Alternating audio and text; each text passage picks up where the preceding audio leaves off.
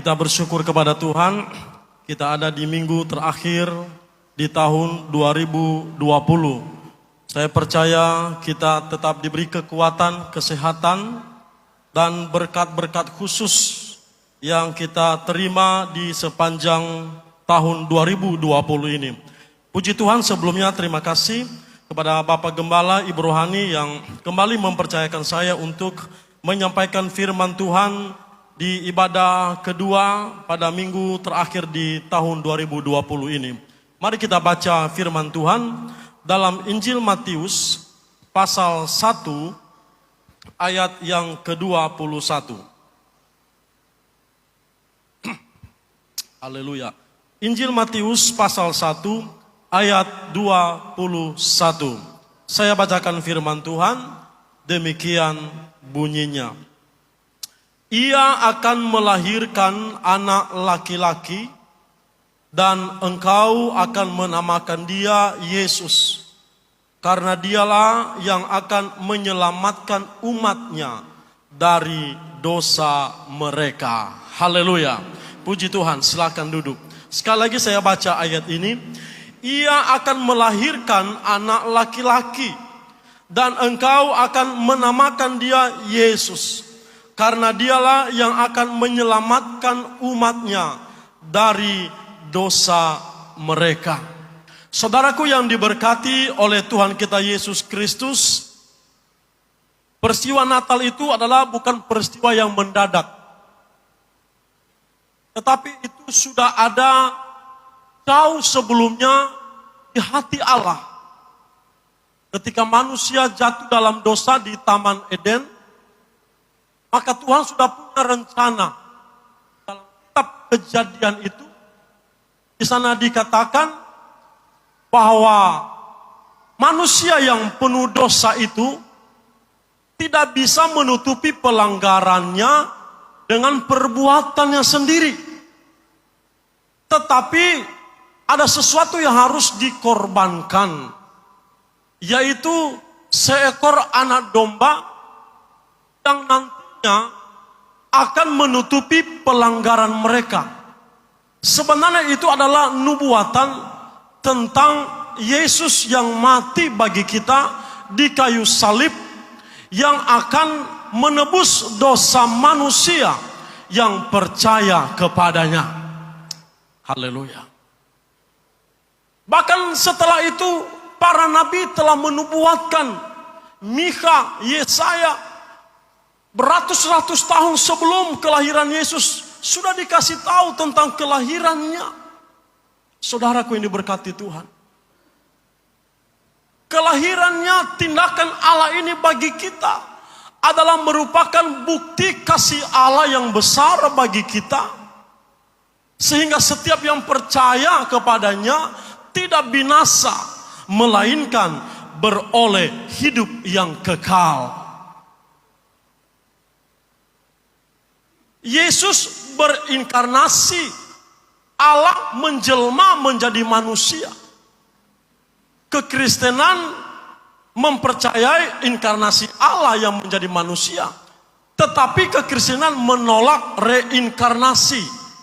Karena reinkarnasi itu adalah satu kepercayaan dari agama tertentu di mana manusia berubah wujud, dan Alkitab menolak itu. Karena manusia, Ibrani 9 ayat 27 berkata, manusia ditetapkan satu kali mati dan setelah itu dihakimi. Tetapi inkarnasi itu adalah menunjukkan preeksistensinya Allah, di mana Allah menjadi manusia, tetapi kealahannya tidak hilang, ada. Hanya saja Yesus membatasi dirinya untuk menggunakan atribut kealahannya secara total. Dia harus menjadi manusia untuk apa? Untuk menebus saya. Dia harus mati di kayu salib, karena hanya proses itulah dia bisa menebus saya dan saudara. Dia mati di kayu salib, sebab Allah tidak bisa mati dalam kealahannya. Dia harus menjelma menjadi manusia. Dia harus dilahirkan. Haleluya. Kemudian besar, mati sesuai dengan kitab suci, apa yang dinubuatkan tadi malam sudah dijelaskan secara jelas sekali oleh Bapak Gembala. 5 nubuatan Yesus itu ada di Alkitab, 4 sudah dikerjakan. Baik itu kelahirannya, baik itu kematiannya, kebangkitannya, kenaikannya, dan kedatangannya. Sementara kita tunggu. Haleluya. Saudaraku yang diberkati oleh Tuhan, inkarnasi itu adalah tindakan aktif di mana Allah ada sebelum dia menjelma menjadi manusia.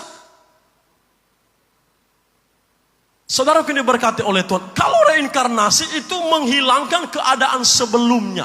Dia berubah bentuk menjadi sesuatu, tetapi yang sebelumnya hilang. Kalau Allah, dia berinkarnasi, tetap dia Allah. Karena memang sebelumnya dia sudah ada. Dan dia telah menjadi manusia. Pada mulanya adalah firman. Dan firman itu adalah Allah. Dalam kitab Nasbah 1 ayat seterusnya berkata, dan firman itu telah menjadi manusia. Tetapi bukan berarti bahwa kemanusiaan Yesus lalu kealahannya hilang. Tidak, dia tetap Allah yang layak dipuji dan disembah. Haleluya. Hari ini telah lahir bagimu Kristus Yesus, Tuhan di kota Daud.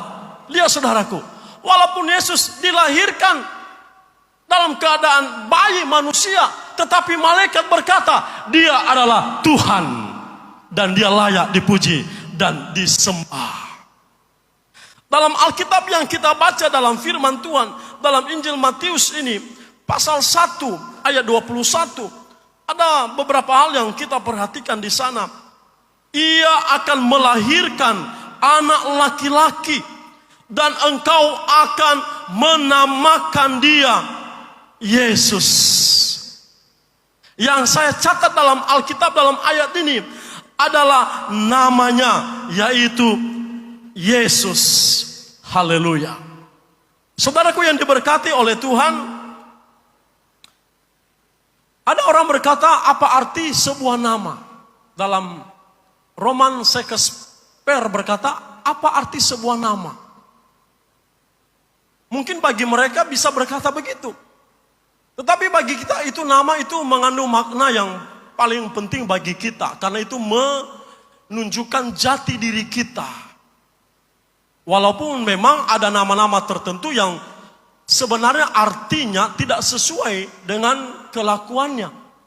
Karena tidak sedikit nama Petrus, nama Yohanes yang perbuatannya tidak baik dan tidak benar. Tetapi bagaimanapun nama itu mengandung makna. Karena tidak kebetulan orang tua kita memberikan nama bagi kita. Bahkan Yesus itu sudah Allah tentukan namanya memang Yesus, saudaraku. Artinya Tuhan keselamatan kita. Haleluya. Yesua, Yehova, artinya Tuhan keselamatan kita. Bagi banyak orang, bagi agama tertentu, nama ini memang banyak diperdebatkan. Ada yang berkata, nama itu sebenarnya Yesua Hamasia. Ada orang tertentu berkata, bukan dia Yehova sebenarnya. Tidak, tapi bagi kita, warga GPDI, nama Yesus itu sudah final. Haleluya. Dan dia tetap berkuasa. Apakah pernah ketika kita berdoa, ada orang yang kerasukan setan dan kita sebut nama Yesus, lalu Tuhan tidak melawat orang itu? Tuhan lawat. Haleluya. Gembala-gembala hamba-hamba Tuhan, jemaat-jemaat Tuhan banyak menggunakan nama Yesus, tetap Tuhan jawab doa mereka. Tuhan jawab doa kita ketika kita dalam keadaan lemah, tubuh kita sakit, ada pergumulan, dan kita berkata, Yesus tolong saya. Kita berdoa, Tuhan tolong saya. Tetap Tuhan jawab doa kita. Namanya Yesus.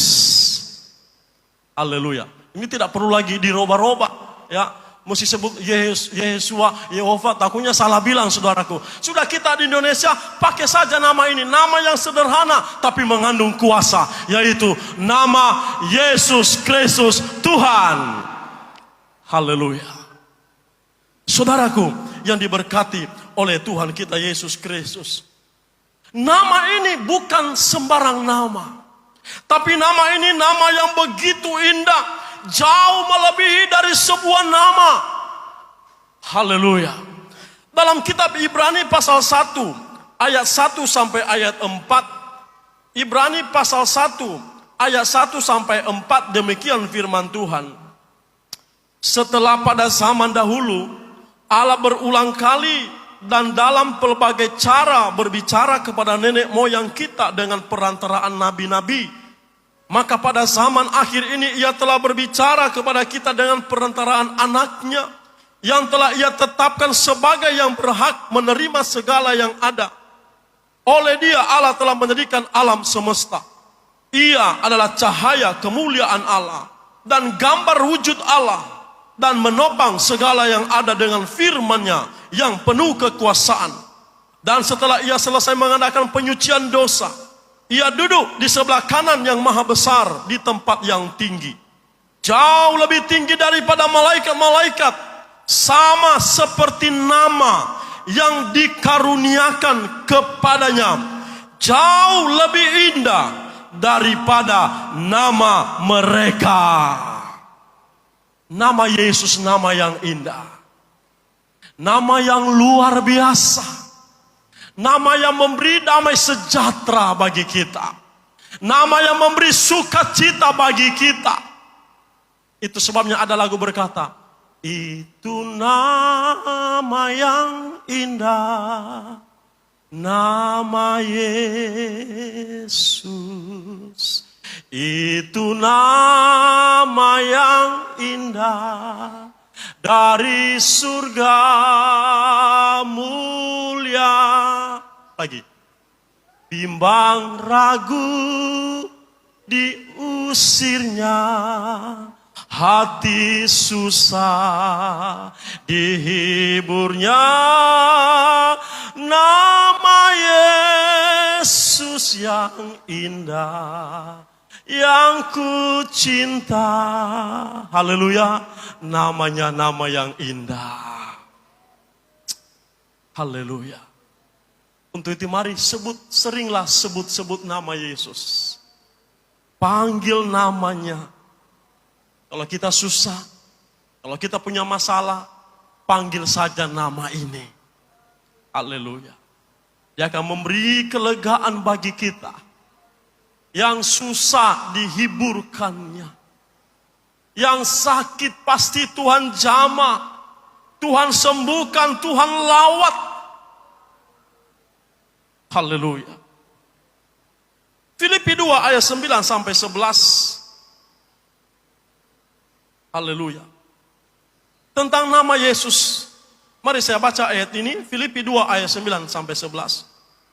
Itulah sebabnya Allah sangat meninggikan Dia dan mengaruniakan kepadanya nama di atas segala nama, supaya dalam nama Yesus bertekuk lutut segala yang ada di langit dan yang ada di atas bumi dan yang ada di bawah bumi, dan segala lidah mengaku Yesus Kristus adalah Tuhan, bagi kemuliaan Allah Bapa. Haleluya. Di dalam namanya, firman Tuhan berkata, semua bertekuk lutut yang ada di langit, yang ada di atas bumi, dan yang ada di bawah bumi. Berarti nama ini adalah nama yang berkuasa. Haleluya. Nama yang berkuasa. Saudaraku diberkati oleh Tuhan. Tidak perlu kita ragukan kemahakuasaan Yesus. Tidak perlu kita ragukan kemahakuasaan Yesus. Mungkin Bapak Ibu jemaat Tuhan masih ada yang ragu menghadapi pandemi ini. Tadi setelah ibadah saya dengan Bapak Gembala, Mami bicara di pastori. Virus yang baru muncul di Inggris itu menakutkan. Virus baru, namanya varian baru. Virus baru itu 70% lebih kuat dari virus corona ini, saudaraku. Jadi dia kekuatan untuk menghancurkan kesehatan seseorang itu 70 kali lebih kuat dari corona ini.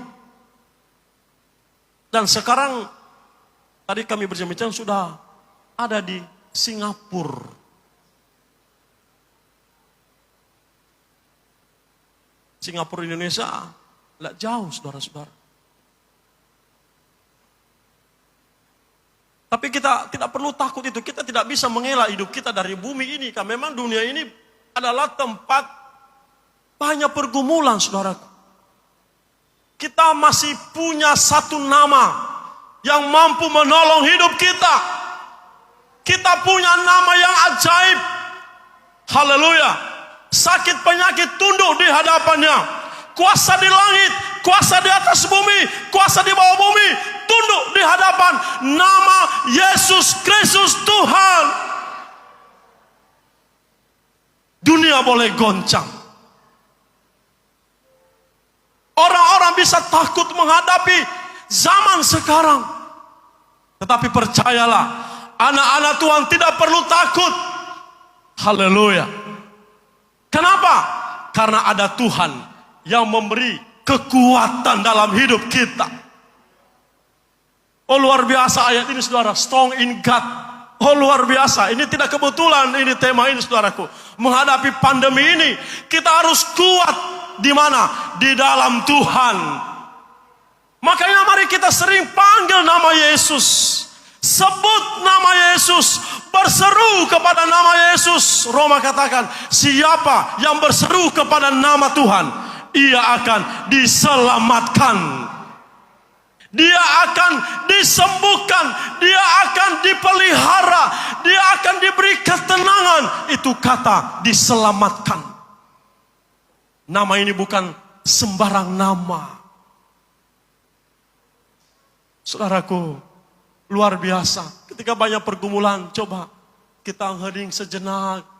Diamkan segala pikiran kita. Nggak usah banyak berpikir apa-apa. Sebut nama ini. Yesus, engkau ajaib. Yesus, engkau luar biasa. Yesus, engkau penyembuhku. Yesus, engkau sumber berkatku. Yesus, engkau sumber kekuatanku. Yesus, engkau sumber segala-galanya dalam hidupku. Haleluya. Haleluya. Nama ini nama yang berkuasa. Haleluya. Saudaraku diberkati oleh Tuhan. Kisah 4 ayat 12. Haleluya. Kisah 4 ayat 12. Dan keselamatan tidak ada di dalam siapapun juga selain di dalam Dia. Sebab di bawah kolong langit ini tidak ada nama lain yang diberikan kepada manusia yang olehnya kita dapat diselamatkan. Haleluya. Namanya nama yang menyelamatkan kita dari dosa. Tidak ada seorang pun manusia yang mampu menyelamatkan dirinya dari dosa. Hanya nama Yesus yang mampu menyelamatkan manusia yang mau percaya kepadanya. Haleluya. Dan ini adalah sukacita kita yang paling besar dalam hidup ini, yaitu keselamatan jiwa kita. Kita tidak tahu kapan Tuhan memanggil kita. Bukan hanya pandemi ini yang bisa memanggil seseorang, yang bisa mengambil nafas seseorang seizin Tuhan, lalu dia bisa meninggalkan kita. Tapi kematian itu saudara ada di mana-mana. Alkitab berkata maut itu hanya selangkah dengan kita. Ada orang yang sementara asik makan Tuhan panggil. Ada sementara mandi Tuhan panggil. Berkendaraan Tuhan panggil. Nah ditambah dengan virus ini. Bisa saja Tuhan izinkan bagi seseorang yang dalam kedaulatan Tuhan Allah memanggilnya. Tetapi itu tidak menjadi masalah bagi kita. Kenapa? Karena kita punya pegangan hidup. Jaminan hidup. Ketika kita percaya kepada Tuhan. Dan kita melakukan kebenarannya. Kita mengasihi Tuhan. Maka kematian bukan lagi hal yang menakutkan kita. Haleluya. Tetapi kematian, kata firman Tuhan, menjadi keuntungan dan kebahagiaan kita. Kenapa? Karena di sana kita jumpa dengan Tuhan. Di sana kita bisa menikmati kehidupan yang kekal. Penderitaan, air mata tidak ada lagi di sana. Sakit penyakit tidak ada lagi di sana. Kenapa? Karena kita menikmati kehidupan yang kekal bersama dengan Bapa di sorga. Yang ada hanyalah sukacita, damai sejahtera, kebahagiaan, kekal untuk selama-lamanya. Namanya nama yang menyelamatkan. Untuk itu saudara-saudara, mari pegang ini saudara-saudaraku. Jangan sampai keselamatan kita ini kita sia-siakan. Firman Tuhan berkata, kerjakanlah keselamatanmu dengan takut dan gentar. Jangan kita berleha-lehe, kita sudah menjadi orang percaya, kita santai-santai, tidak apa-apa. Yang penting kan saya sudah dibaptis. Tidak cukup sampai di situ keyakinan kita. Tetapi mari kita terus bertindak lebih lagi. Iman kita harus lebih lagi meningkat, saudara-saudaraku. Apalagi di masa pandemi ini.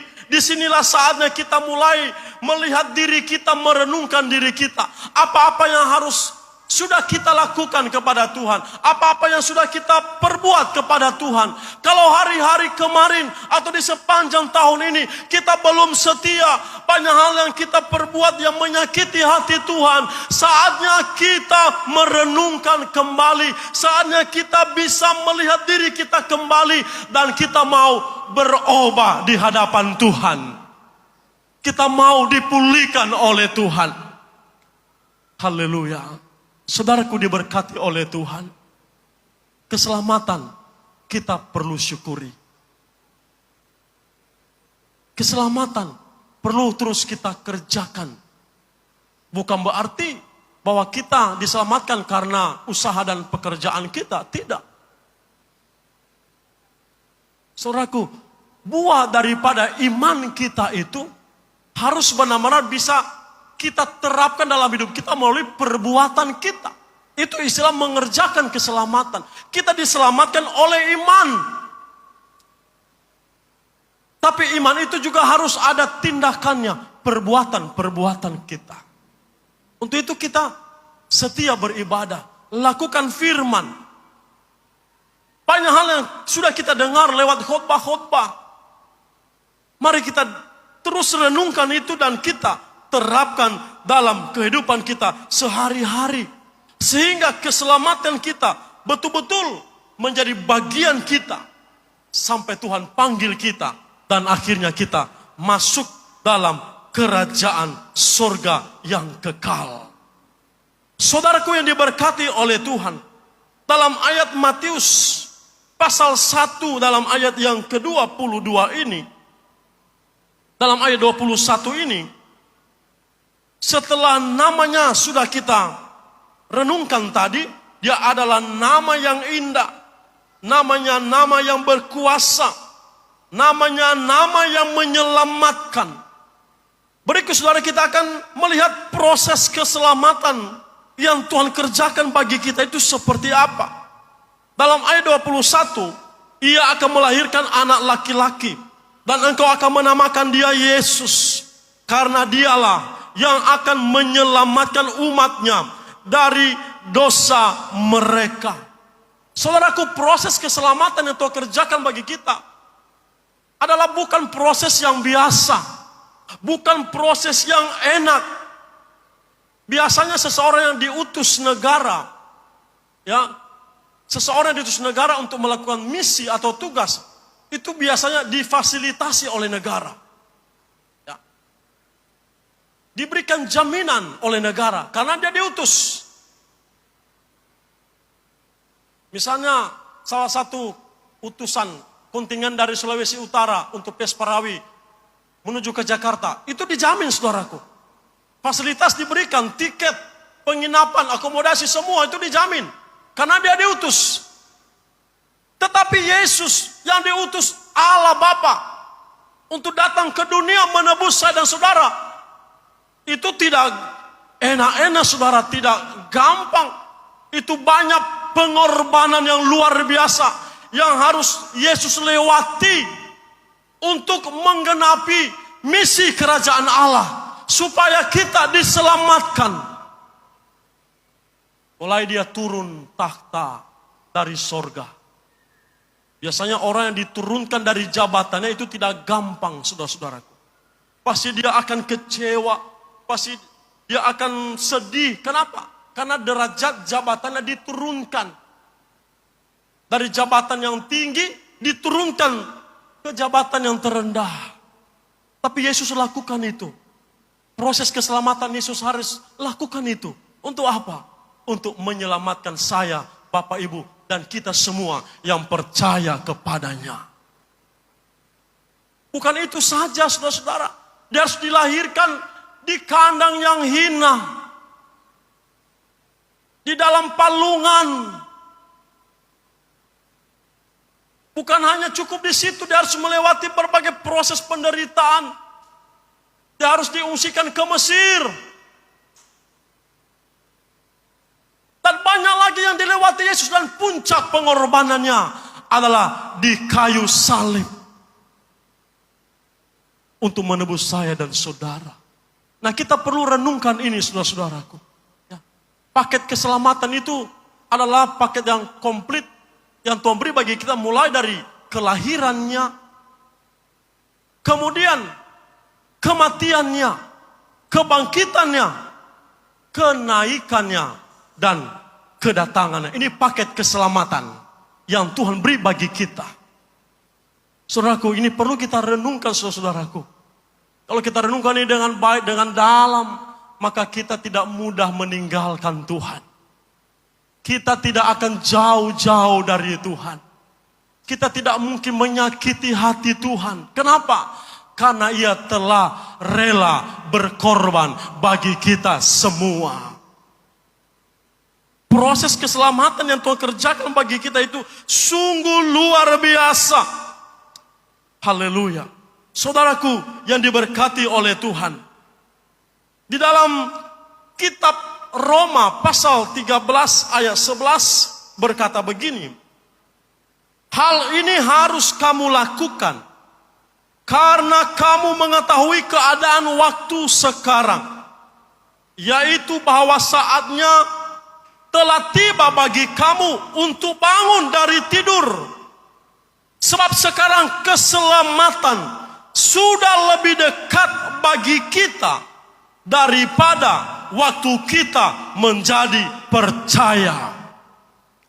Apa yang kita lakukan lewat keselamatan yang sudah Tuhan beri bagi kita ini? Ini perlu kita renungkan, saudara. Maksudnya bahwa proses keselamatan itu sudah menjadi lebih dekat. Artinya kedatangan Tuhan itu sudah menjadi lebih dekat dibanding saat kita percaya sebelumnya. Tuhan sudah mau datang pada kali yang kedua. Alkitab berkata, kita harus lebih sungguh-sungguh, harus bangun dari tidur rohani kita. Kita harus lebih giat kepada Tuhan dalam kita mengiring dan melayani Tuhan. Kenapa? Karena keselamatan sudah jauh lebih dekat lagi kepada kita. Kedatangan Tuhan tidak lama lagi. Ditandai dengan apa yang terjadi hari-hari ini. Penyakit sampar itu muncul di mana-mana. Orang tidak tahu lagi di tahun 2021 apalagi yang muncul. Kedatangan Tuhan sudah dekat. Haleluya. Mari kita lihat diri kita. Kalau sepanjang tahun ini kita masih kurang semangat, rohani kita masih suam-suam. Firman Tuhan berkata, mari kita bangun dari tidur rohani kita. Haleluya. Mari kita mulai tingkatkan kesetiaan kita kepada Tuhan. Haleluya. Ayat yang terakhir, Yudas 1 ayat 3. Yudas 1 ayat 3.